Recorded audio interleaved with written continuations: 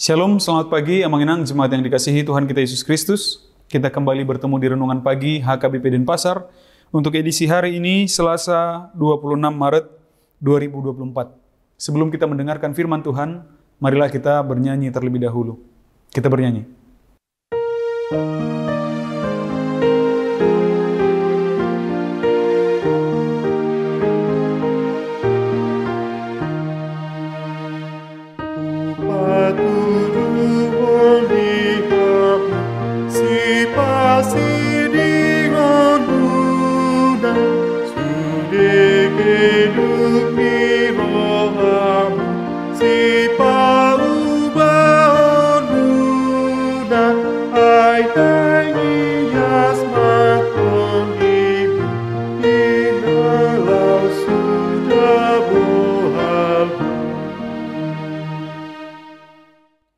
Anugerah dan damai sejahtera dari Allah Bapa dan dari anaknya Tuhan Yesus Kristus kiranya menyertai kamu sekalian.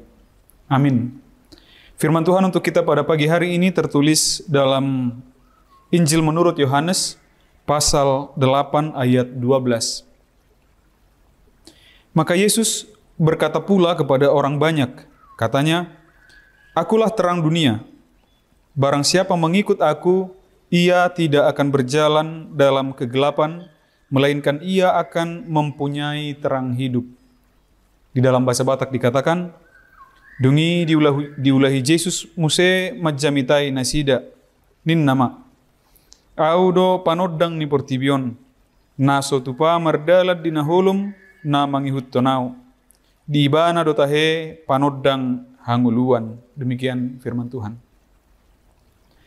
Amanginang, zaman sekarang ini, di zaman keterbukaan informasi melalui media sosial, melalui teknologi informatika, banyak orang di luar Kristen yang mencoba-coba masuk ke dalam cara berpikir iman kekristenan, pola berimannya orang Kristen. Tentu mereka akan kesulitan. Jangankan mereka, bahkan banyak orang Kristen pun salah menilai, salah memahami mengenai konsep Trinitatis atau Tritunggal misalnya. Termasuk dalam kisah perjalanan Yesus sendiri, tentang personalnya Yesus, tentang pribadinya Yesus. Ketika orang-orang di luar kekristenan lalu mengejek kekristenan, masa Tuhan mati? Begitu.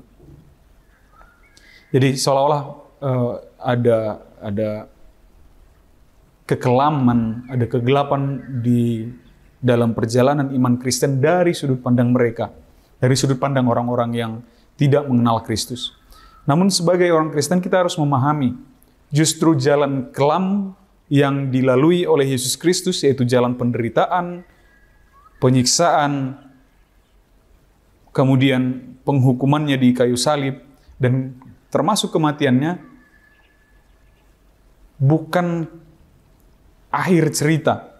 Jadi endingnya bukan kisah kekelaman, tetapi ada terang di balik kegelapan tersebut. Ada matahari yang terbit dari kegelapan malam tersebut. Maka penderitaan Yesus, kematian Yesus adalah jalan untuk menuju keselamatan, untuk menuju kehidupan kekal. Dan tidak hanya untuk pribadinya saja, tetapi orang-orang yang mengikut dia. Yesus menjadi teladan, Yesus menjadi pembawa jalan, dia menjadi pelita, dia menjadi terang bagi orang-orang yang mengikutinya. Sedangkan sebaliknya, orang-orang yang tidak mengikuti Yesus maka akan tertinggal di dalam kekelaman tersebut. Kita memasuki masa-masa perayaan atau mengenang kembali masa-masa penderitaan Yesus Kristus, di mana kita tahu pada 2000 tahun yang lalu Yesus sudah mengalaminya, masuk ke dalam penderitaan itu, masuk ke dalam caci maki itu, masuk ke dalam penghukuman itu, pengadilan itu sebagai ganti kita. Dan kisah ini bukan tentang kisah kekelaman. Kisah ini tidak berhenti di dalam kegelapan. Tetapi Yesus Kristus mau menunjukkan beginilah jalan untuk menuju terang itu, dan dia menjadi terang itu, dia menjadi pelita itu bagi kita. Maka mari kita juga ikut turut masuk ke dalam perayaan itu, agar kita mengetahui bahwa penderitaan Yesus itu adalah terang yang harus kita lihat, yang harus kita ikuti, bagaimana Tuhan sendiri berkorban bagi manusia, dan akhirnya kita pun dapat berkorban untuk orang-orang di sekitar kita. Amin, kita bersatu dalam doa. Ya Allah Bapa, kami mengucap syukur atas segala anugerah-Mu di dalam kehidupan kami hingga pada saat hari ini. Terima kasih atas firman-Mu yang mengingatkan kami kembali bahwa anak-Mu Tuhan kami, Yesus Kristus, adalah terang. Dan barang siapa yang hidup di dalamnya, hidup dalam terang, bukan di dalam gelap. Biarlah kami ya Bapa dapat mengikut teladan yang telah anak-Mu Tuhan kami, Yesus Kristus, teladankan. Agar kami hidup pula dalam terang itu, tidak lagi di dalam kegelapan, tidak lagi di dalam kekelaman. Biarlah segala perbuatan, tindakan kami adalah tindakan-tindakan yang mencerminkan kehidupan anak-anak terang yang telah mengikut Tuhan kami, Yesus Kristus. Sertai aktivitas kami di sepanjang hari ini ya Bapa, biarlah penuh kedamaian dan sukacita dan damai sejahtera yang daripada-Mu. Terpujilah Engkau ya Bapa, di dalam nama anak-Mu Yesus Kristus kami berdoa dan mengucap syukur. Amin. Demikian renungan pagi kita untuk hari ini Mang Inang. Sampai jumpa di hari esok. Selamat beraktivitas. Tuhan memberkati. Horas.